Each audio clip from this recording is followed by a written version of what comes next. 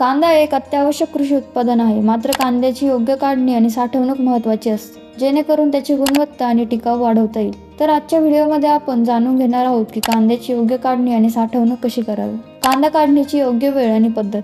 कांदा साधारणपणे 100 ते 110 दिवस लागवडीपासून काढणीस तयार होतो. त्याच्या पक्वतेची निशाणी म्हणजे पातींचा रंग पिवळसर होतो आणि नवीन पातींची वाढ थांबते. वरच्या पातींचा भाग मऊ होऊन आपोआप वळतो. यालाच मान पाडणे असे म्हणतात. या प्रक्रियेच्या दरम्यान कांद्याच्या मानांना पीळ देऊन त्यांची योग्य उंची ठेवणे आवश्यक आहे. कांद्याची काढणी सामान्यतः जानेवारी-फेब्रुवारी महिन्यात केली जाते. कांदा काढणीच्या वेळी मान पाडणे एक महत्त्वाचा टप्पा. कांद्याची काढणी करताना मान पाडणे एक अत्यंत महत्त्वाचा टप्पा आहे. कांद्याच्या पातीच्या मऊ होणाऱ्या भागाला हाताळताना त्याचा रंग, वाळवलेला भाग आणि पात यांच्या स्थितीवर लक्ष ठेवावे लागते. कांद्याच्या पातीच्या मानेला 3 ते 5 सेंटीमीटर म्हणजे 1 ते 1.5 इंच अंतर राखून कांदा कापल्यास कांद्याचे तोंड बंद राहते. यामुळे सूक्ष्मजीवांचा शिरकाव होण्याचा धोका कमी होतो आणि कांदा जास्त काळ टिकतो. महत्त्वाचे कारण म्हणजे कांद्याची पात पूर्णपणे कापली जात असेल आणि मान न ठेवता कांद्याचे तोंड उघडे राहिले तर ते सडू शकतात, त्याचं वजन कमी होऊ शकतं आणि कांद्याच्या तोंडातून पाणी बाहेर जाऊ शकते. हे साठवणुकीत मोठे नुकसान करू शकते. कांद्याची साठवणूक.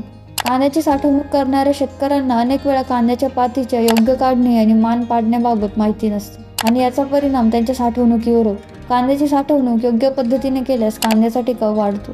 कांद्याला थंड, हवेशीर आणि कोरड्या जागा लागतात, यामुळे कांद्याचे जीवनकाल वाढवता येते. कांद्याच्या साठवणुकीसाठी हवेच्या गतीला नियंत्रणात ठेवणारी जागा सर्वोत्तम आहे. तर कांद्याची काढणी आणि साठवणुकीच्या या योग्य पद्धती वापरून तुम्ही उत्पादनाची गुणवत्ता आणि टिकाव वाढवू शकता. अशाच काही माहितीसाठी किसान राजला बघत राहा.